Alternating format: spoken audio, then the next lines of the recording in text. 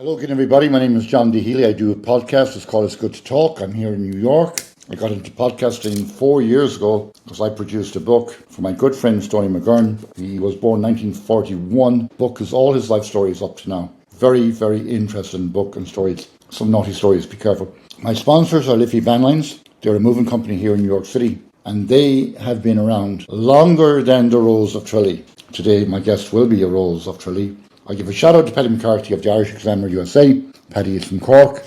Great paper to have, events and know what's coming up. I'm sure he'll feature Rose Cummins in his next paper because she is the 2025 Rose of Tralee. Without a further ado, I'm going to ask Rose Cummins about her story. Rose of Tralee, Katelyn Cummins, where are you from and how did you get to be the Rose of Tralee?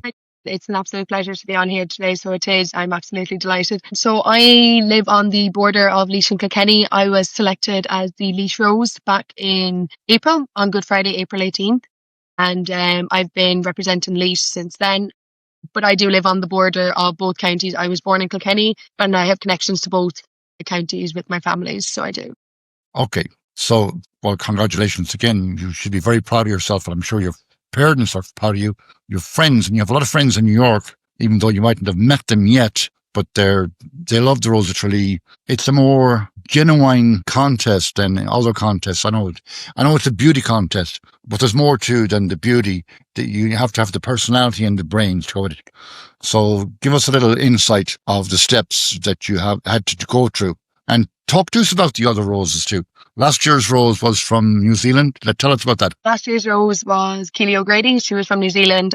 She got selected last year to be the International Rose of Tralee. Healy is an amazing woman. She is everything that is Rose of Tralee. She empowers women so much, and she is so passionate about sharing the Irish culture and really sharing what the Rose of Tralee is all about, that it's not such a beauty pageant or that it's outdated anymore. She really tried to the festival really is so much more about sisterhood and celebrating Irish culture and really getting in touch with your Irish culture and getting to know the people of Ireland so much more.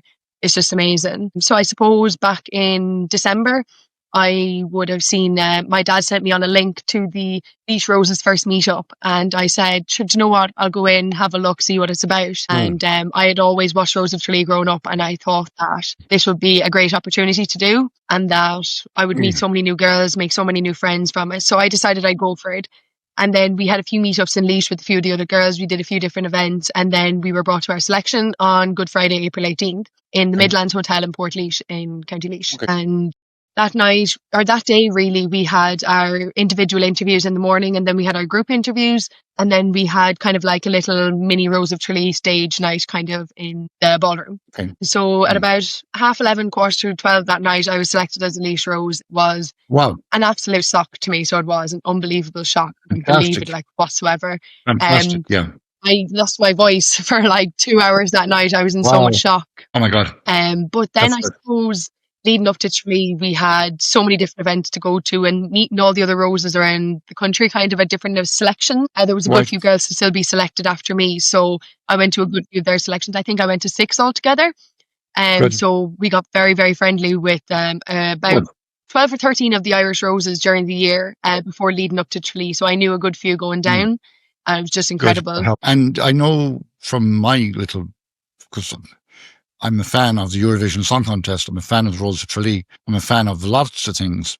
But you are like, to me right now, at this stage of your life, because you're only a young girl, you're only 20 years old, and you are like a bright light on a dark road, which I know you're an electrician. We'll come to that in a moment. But a bright light in a dark road is you are an inspiration for young girls, and indeed men too, who are switching careers, going away from the academic universities. The last thing we need in this world is another lawyer. Oh my God, lawyers. We have too many lawyers. We need more hands-on. We need more electricians. We need more plumbers and people that are skilled, and block layers, of course. Anybody with the skills that they can do with their hands. So let's talk about you as an electrician, apprentice electrician, and maybe you've climbed the ladder since, pardon the pun.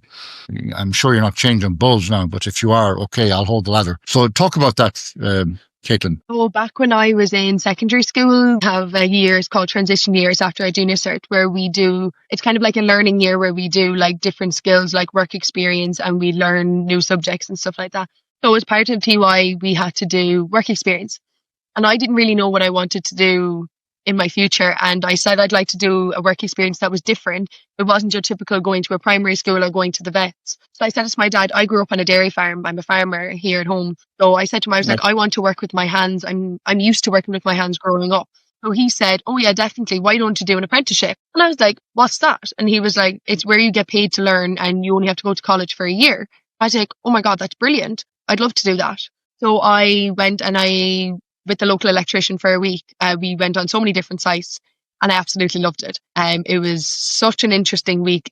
Every place we went to was so different and it really intrigued me how every place was different and that there was no two places that were wired the same. Everything was just so interesting to me. So then when I finished my Leaving Cert back in 2023 in school, I decided to apply for a few jobs. Now, initially, it was very difficult to get a job as a woman in a male-dominated world. It took me about 4 months to successfully get employed. I've been employed with Alpha Drives now in Portlaoise for nearly 2 years. I'm hitting 2 years next month.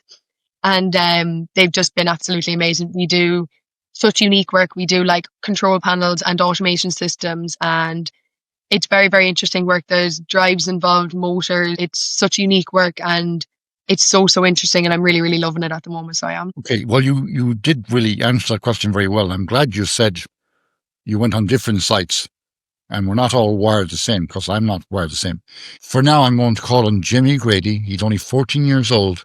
I'm 4 years doing podcasts. He started when he was 9.5 and he gave me a nudge one time at a eulogy to tell me he was not 9.5, he was 10. Jimmy, you're 14 years old now. I pray you'll be our eyes and watch us where we go and help us to be wise in times when we don't know. Let this be our prayer when we lose our way. Lead us to a place, guide us with your grace, give us faith so we'll be saved. La luce che tu dai nel cuore resterà e ricordarci che l'eterna stella sei nella mia preghiera quanta fede che lead us to a place, guide us with your grace, give us faith so we'll be saved. Sogniamo il mondo senza più violenza, un mondo di giustizia, di speranza, ognuno ama, ma nel suo vicino, simbolo di pace, di fraternità, la forza che ci dai, è il desiderio che ognuno sento amore intorno dentro sé. Nella mia preghiera quanta fede che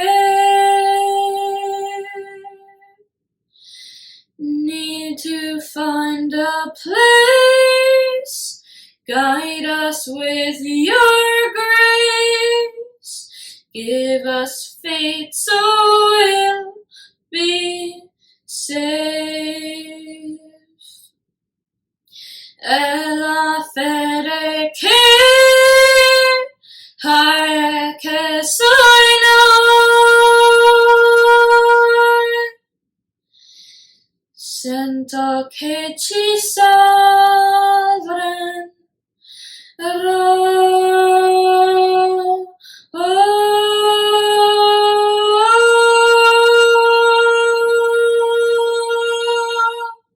Katelyn, back to you. The aspect of a woman in a man's world, you are now our electrician. And I want to get back to some little issues with, here in America too, the pay structure for a woman and a man in a man's world. Is it equal pay for equal work? In other words, you get paid the same as the lads on the job. So in Ireland, Okay. the way that the system works, because they're trying to bring in more gender equality into these Okay. kind of gender-based roles, that like, so obviously like an apprenticeship would be a male-based role, but they're trying to really bring in Okay. the gender equality. So for different jobs, like, such as the apprenticeship sort of route, any woman that goes into sort of a male-dominated trade, her employer would receive, I think it's $2,500 a year for employing me Okay. as a woman. And it's this, then it's Okay. the same on the other side. So if a man went into doing hairdressing or a woman-dominated field, he would Okay. his employer would get a grant as well as of some sort. Okay. Okay, well, I like that. That's pretty fair. So let me go back to the Rose of Tralee again. My guest today is Katelyn Cummins, Rose of Tralee, 2025. If you like my podcast, subscribe. It's free. So back to the other people behind the scenes in the Rose of Tralee. You have the lads. We call them the lads. I think you call them buddies. They're male escorts. Okay. How were they? Like, they seem like a good bunch of lads. Anyway, you know, were they okay? Were they like funny? Happy to be there. Who was your male buddy? Do you remember? Or your escort? Sorry. Yes. So in Tralee, we get escorts, and they are basically they're kind of like our assistants in some sort of a way for the weekend. They make sure that we get from A to B. They make sure we get from A to B in great serve the timing, drinks. and that they hold our bags. They hold our So bags for us, they go to and the they would bar, hold our go to jackets. the bar, buy the drinks. That's funny. Well, But you know, they you are have to give a shout basically out to them too. there to help us for the weekend and to relieve our stress and to make sure that we are stress free for the weekend. That if we needed something from the shop or anything like that, they're basically just there to help us for the weekend. So my escort was a man named Tommy Mead, and he was from County Meath up north of the country there. And me and Tommy were paired together based on the fact that we're both farmers and that we both love driving. So we had stuff in common, and that's kind of how the escorts and roses are paired together, but with similar interests and similar hobbies, kind of like that. Right. Well, we'll give a shout out to Tommy Mead from Meath. So he was like your gopher. He'd go to the shop and get what you want and bring it back and go to the bar and put his hand in his pocket and buy a few drinks, I suppose. Yeah. I needed blister plasters. He got me blister plasters. If I need Baraka, he went to the shop and he got me Baraka. If I needed soothers, he was gone to get me the bits. Like, he was brilliant. So he was so. He's he's like my favorite drinking buddy. You know, I like a guy like that. I'll say, go to the shop and get me some Band-Aids and come back. I'll have a pint of Guinness for you. So we'll move on to some questions that some people have asked me to ask you. Okay. So here in New York, Manhattan, Tim Cardona is a sports massage therapist. He said, "Dear John, ask Katelyn, does she run a lot? Does she do the 5K mile? Or she ran a marathon? I don't know. You do enough fitness work." Adam Cardona, Elite Healers, has given me a voucher for a 1 hour free massage for you. So I just might take that. I might steal that massage myself, but I'll have to get a wig and a dress to act like you. Anyway, I'll do my best. Okay, I'll have to get rid of the 3-piece suite and put an accordion in it. But thanks, Adam, for that. So are you a fitness fan, or you don't need to be? You're fit enough anyway. Yeah, so I play camogie here at home, so I do with my local club, Ballyragged. So camogie is basically just the female version of hurling. So at the moment, I'm currently not back playing yet. I injured myself back there a couple of months ago. I tore a few ligaments in my ankle, and I was unable to play there for 3 or 4 months leading up to Tralee. And I think I've actually injured myself again. So I don't know if I'll be able to go back before the end of the season. In probably November, we finish up. And I'm also so busy here with events that I don't know if I'll have time to go back. But I do play sports, yeah. And I would be an avid runner as well. I would have ran a lot growing up as well. So yeah, I do love my fitness. Adam Cardona, Elite Healers here in Manhattan, New York, Park Avenue. Thanks very much for your question. I'll move on to the next question. This girl is from Donegal. So Colette Cunningham from Donegal wants to know about songs and music. Are you more a Dolly Parton person or a Daniel O'Donnell person? And she said Daniel O'Donnell from Donegal got her in trouble when she was a young girl. He found her smoking cigarettes and he told her mother she was smoking. Daniel is a bit of an angel. Okay, which would you go, Dolly Parton or Daniel O'Donnell? Oh, that's a hard question. I love Dolly Parton's 9 to 5, but I also love Daniel O'Donnell's rendition of, I think it's Home, Donegal is Home or something like that. Yeah, okay. I know it's my mom's favourite song. I really should know the name of it. I do love a bit of both, but I probably have to go for Daniel O'Donnell. Okay. It does attract a lot of women.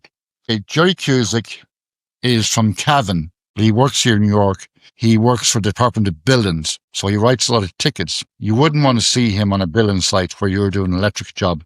When he puts the uniform on, he's writing those tickets. Anyways, Jerry Cusick wants to know about food. Food. Are you chicken curry, half and half? Are you smoked salmon? Are you big foods? Are you bacon and cabbage? Okay. That's a good few options there. I'd probably be a chicken curry. I love a good spag bol. I love good spaghetti bolognese. I don't mind veg, not too bad. Not a fan of cabbage. I wouldn't mind veg though, but I love my roast dinners. Like, I'm a true Irish person. I absolutely love my roast dinners. Okay.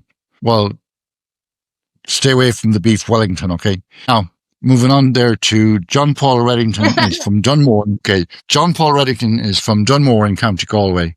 And he wants to know about hobbies. Like, at the end of the day, do you go out and shoot a game of pool or play darts, or do you go home and watch a movie? What's your hobbies? So I do love to play a few games of pool in the pub. I absolutely love that. I love going on scenic drives. I love looking out at the mountains, looking at sunset, kind of a job. I really love going out for drives. So I do. I'd be quite a fan of doing adrenaline kind of running things. I love like go-kart racing. There's a place down in South Kilkenny, down in Thomastown, where you get in a race, kind of like a go-kart of sorts, and you just drive really fast. I love anything that makes my adrenaline run really fast. Okay. Next question is from PJ Clark's pub here in New York City. It's probably the oldest pub in New York City. Jerry Biggins is from Galway. He's a neighbour of Dolores King. Caledonia is one of his songs, and Jimmy sings it too. So his question is, are you like a martini girl? Are you pint of Guinness, pint of harp, pint of bass, or would you like Powers and ginger ale? Or you don't tell me you drink glass of milk. Tell me. Oh, I love a good Star Martini. I absolutely love my cocktails, so I do. But other than that, I'd be either Captain Morgan dark rum girl or pink gin. Ooh. My tastes differ to a lot, but I love pink gin, and Captain Morgan or cocktail goes a long way with me. Well, before we move on, I'll talk about two people I had on a podcast here. One was Lorcan Phelan. He created a tequila called Irlandés, and he was on this podcast. And if you didn't get him, I hope people go back to him. And he gave the whole story of it's Irish tequila, according to him. And I believe everybody, to someone on my podcast, I believe everything they tell me. But he confirms that if you drink his tequila, Irlandés, Lorcan Phelan, you won't have a hangover. I don't know about that. Anyways, let me move on to my next girl. Do you know what? I actually agree with him, because I do love a shot of tequila myself now, so I do. I'd be very fond of a shot of tequila, so I would when I have a few drinks in me. Okay. So I may give that a try, so I will. Okay, well then, Lorcan Phelan owes you a bottle of fucking tequila, wherever he is. Lorcan, wherever you are, you're not here, I wish he was. So we'll move on a little bit more now to Paula Grady is from Roscommon, and she's married to a guy from County Clare. She has 2 sons, 2 boys, and I don't know what kind of question this is. And she wants to know, are you good with men? Working with lads is it's obviously a lot different to a lot of the other careers that go on kind of in the girls that do the Rose of Tralee. But yeah, no, the lads that I work with are very, very good to me. So they're quite supportive and very encouraging and always willing to show me new things. So they're very, very good to me.